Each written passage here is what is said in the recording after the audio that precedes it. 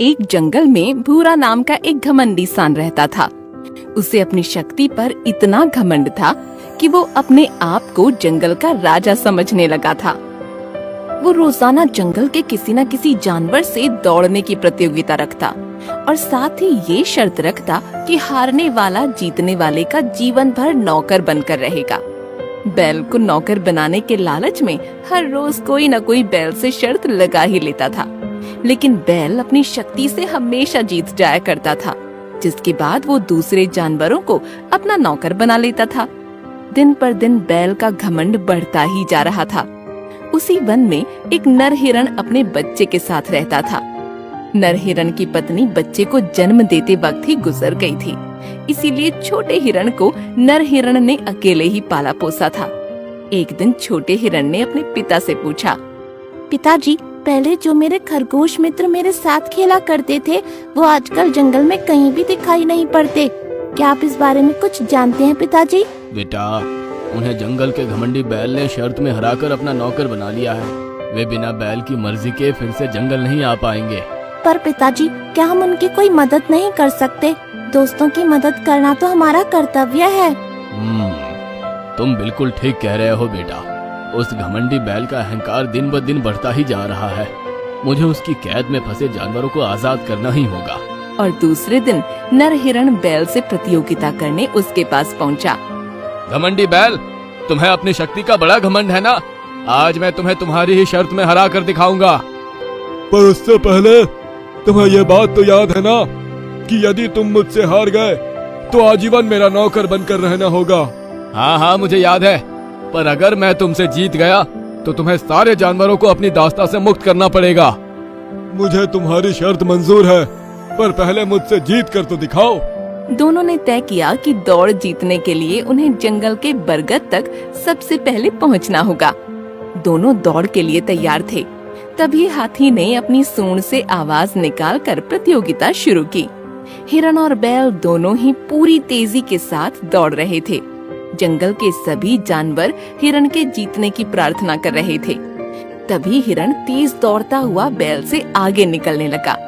ये देखकर बैल को मालूम हो गया था कि वो अब हिरण को नहीं हरा पाएगा। गुस्सैल बैल ने अपने सींगों से हिरण पर वार कर दिया, जिससे हिरण वहीं घायल होकर गिर गया।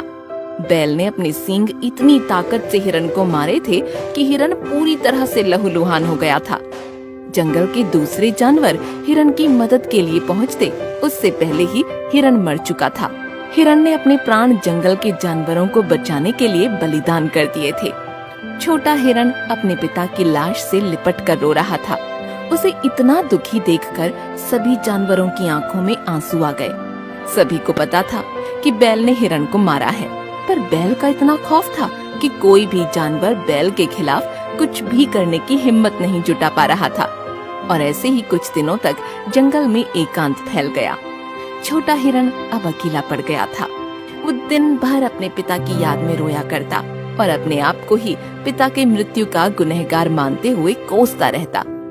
एक दिन चींटी छोटे हिरण को रोता देख उसके पास पहुंची। अब रोना बंद करो हिरण, अब तुम्हें साहस के साथ अपना जीवन जीना होगा, बिल्कुल तुम्हारे पिता की तरह।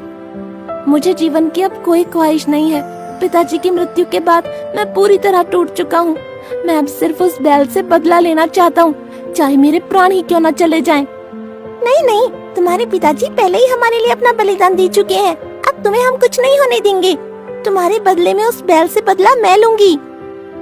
पर तुम तो बहुत छोटी हो, बैल की शक्ति के आगे तुम कैसे टिक पाओगी? हर बार केवल शक्ति लगाना ही पर्याप्त नहीं होता, कभी कभी हमें सूझबूझ और अक्ल से भी काम लेना चाहिए। और दूसरे दिन चींटी बैल को चुनौती देने उसके पास पहुंच गई। बैल चींटी की बातें सुनकर हंसने लगा। इतने दिन बाद मुझे कोई चुनौती देने पहुंचा, और वो भी एक छोटी चींटी। लगता है तुम्हें पता नहीं, आसपास के 5 जंगलों में भी मुझसे तेज कोई नहीं दौड़ पाता है, और तुम्हें तो मैं यूं ही हरा दूंगी। बैल चींटी का आत्मविश्वास देखकर सोच में पड़ गया और मन ही मन सोचने लगा कि अगर ये चींटी सचमुच मुझसे तेज हुई तो मैं इसे अपने पैरों से कुचल कर मार दूंगा। बैल दौड़ के लिए तैयार हो गया। आसपास खड़े सभी जानवर चींटी को आश्चर्य से देखने लगे। वो भगवान से यही उम्मीद कर रहे थे कि किसी तरह चींटी की जान बच जाए। चींटी पूरे आत्मविश्वास के साथ एक पत्ते पर खड़ी थी। सभी जानवरों के लिए ये बहुत अजीब था कि तभी हाथी ने अपनी सूंड उठाई और आवाज निकालकर दौड़ शुरू की।